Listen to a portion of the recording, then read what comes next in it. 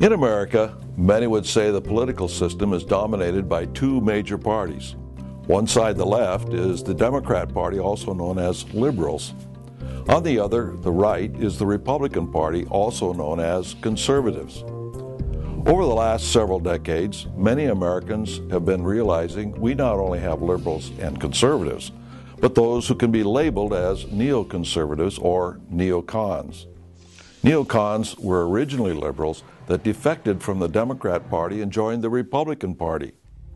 Those early neocons did not change their views and beliefs. Instead, they began to change the views and beliefs of the Republican Party. This neoconservative perspective has not only crept into American politics, but it has also spread into the mainstream media. Today's media outlets are essential to the neoconservative movement. They have proven very effective in influencing public opinion when it comes to politicians and their views.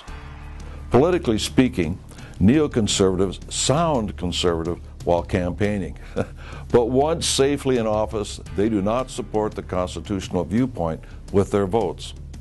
For example, an individual may endorse the Second Amendment, but then turns and votes for a policy that would limit our right to bear arms, such as the United Nations Arms Trade Treaty. In other words, politicians often say one thing, but then vote completely the opposite. In order to pick out the neoconservatives from the true conservatives, here are some characteristics to look for. Neoconservatives are known for supporting both international organizations, like the United Nations, along with international treaties, such as the North American Free Trade Agreement, or NAFTA. As America integrates itself with other nations, both politically and economically, it erodes not only the American economy and job market, but the very principles within our Constitution. Neoconservatives are in favor of preemptive war. This is a type of war that is oftentimes seen by others as an act of aggression, not defense.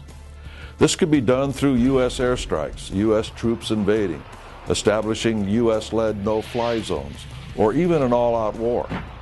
Although these military actions appear to be initiated by America, they are actually initiated under the authority of the United Nations. Neoconservatives also support the growth of big government. They support larger federal agencies to control major activities in the private sector. Oftentimes, they capitalize on national crises in order to pass major legislation. This allows them to acquire more government control while monitoring the activities of private citizens. Neoconservatives are often members or linked to the Council on Foreign Relations. The CFR is an influential organization that supports a New World Order. They achieve this by persuading many high-ranking individuals to support foreign policy issues, such as free trade and other multinational partnerships. Many neoconservatives do not tout their affiliation with the CFR. A good example is former Vice President Dick Cheney. Well, Les, Pete, I want to thank you all for the warm welcome today. I see a lot of old friends in the room, and it's good to be back at the Council on Foreign Relations. As Pete mentioned, I've been a member for a long time and was actually a director for some period of time. I never mentioned that when I was campaigning for re-election back home in Wyoming. Identifying neoconservatives can be difficult because many of their viewpoints appear to be in support of American ideals. However, over time, they generally lead to more government control at home, a continual breakdown of the economy, and more hostile environments abroad. Understanding who the neoconservatives are is one of the first steps in saving America. Let's begin by taking an in-depth look at the following individuals.